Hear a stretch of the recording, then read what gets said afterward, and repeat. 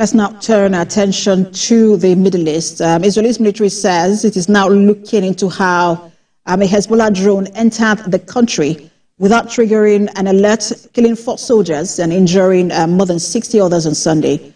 A strike which hit an army base adjacent to Binyamina is one of the bloodiest attacks on Israel since the war began last October. We have details in this report.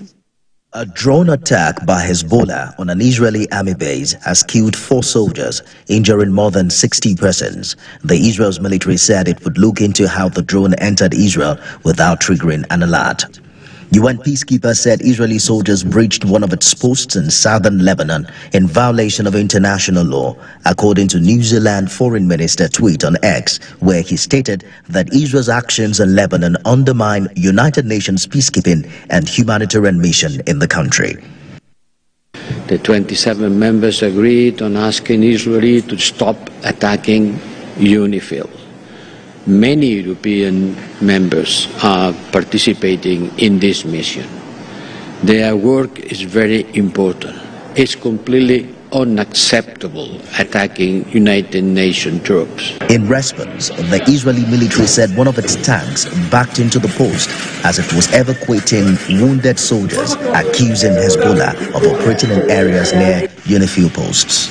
Recall that a string of Israeli military actions have wounded peacekeepers in Lebanon in recent days, drawing global commendation.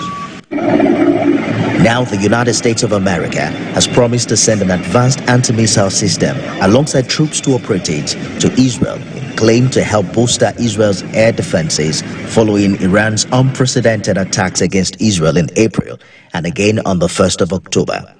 Iran told the U.S. it would retaliate against any new attack by Israel. Foreign Minister Abbas Araghchi also warned that there are no red lines in defending the country's interests. And for more on this, let's bring in global affairs analyst Ebidolapo Ajayi. He joins me from Houston, Texas in the U.S. He joins me via Zoom. Good to have you join us. Thank you for having me. So Israel and the United Nations have been trading accusations for a while now, even just from the war, since Israel-Hamas war. Now the UN interim force in Lebanon, that's UNIFIL, is accusing Israel of forcing its way into one of their bases. We also saw a statement on X by the Minister of Energy in Israel, Eli Cohen, calling that force, I'm quoting him, a useless force. What do you make of this running battle between Israel and the UN? It's a very difficult situation because the UN is trying to ensure that there's some elements of peace in that region, and Israel is making it very difficult, number one, by moving troops to South Lebanon, and basically this has been seen to be some level of preparation for what could be a ground war. So now news reports are saying that the Israeli Prime Minister is asking the UN forces to evacuate the region.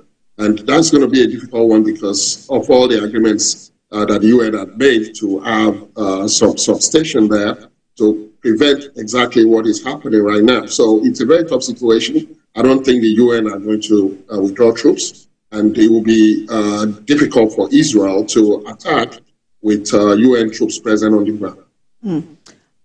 There are those who believe that the UN, especially through its Secretary General, Antonio Guterres, should have maintained some level of neutrality, and there are some comments coming from the Secretary General has not been neutral, almost like it is taking sides against Israel. What do you make of some of the comments that have been made coming from the UN Secretary General? It's in a tough situation because if you also had representatives of the Lebanese people, they are saying that it appears that the UN does not value Lebanese lives and lives of people in that region, and that they prioritize Israeli lives above their lives. So it's in a very tough situation. So it's very hard for him to be neutral in a situation whereby Israel is being perceived as, even though they are saying they are definitely protecting their country. They are the aggressors at this point in time.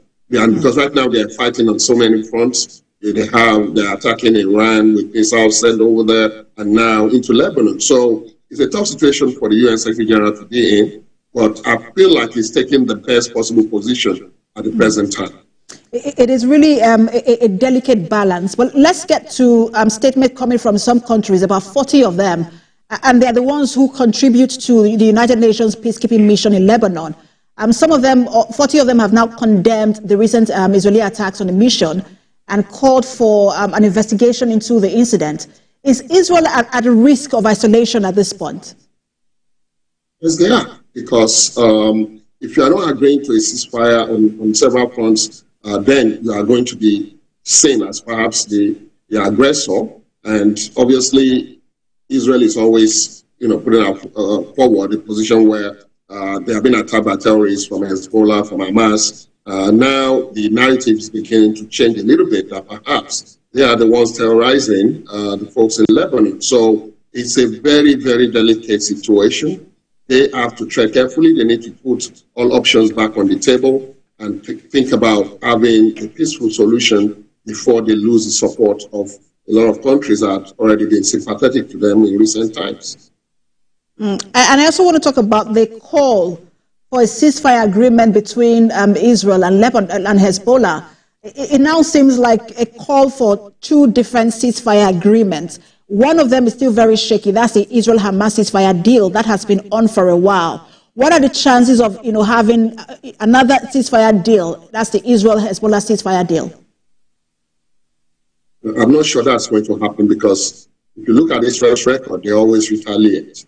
And I expect that they will be looking at how they will strike back at Hezbollah for this attack yesterday that killed 4 19-year-old soldiers. And there is no way, I think, Israel will listen to anyone at this point in time until they have struck back. So it's going to be very difficult to reach a ceasefire deal, but one can only hope that that a better sense will prevail in this current situation before it escalates into a bigger war into countries. And some have said, instead of having two ceasefire agreements, why not that the U.S. should take its time to actually craft a comprehensive Middle East peace plan, and not just for this war, but generally. What do you make of that? And do you think that, again, looking at the time and how many people have died, what do you think is the solution?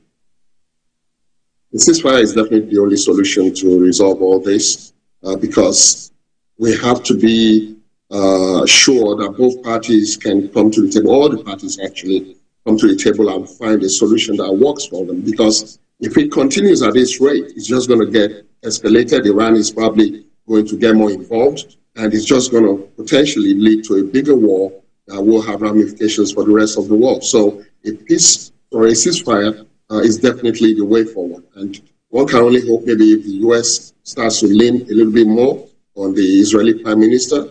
The thing that a lot of people are saying, they've not seen much of that in recent times, especially with the elections coming up here. There has to be some pressure that will bring the Prime Minister and his people to the table to make him listen that this is not to be the only way out to solve this ongoing scenario. And let's not forget that there's high alert in the Middle East as they all await Israel to retaliate, Iran's strikes in Israel. Just a lot of developments there. Thank you so much for your time. Global Affairs Analyst, Ibidolakwa Ajayi.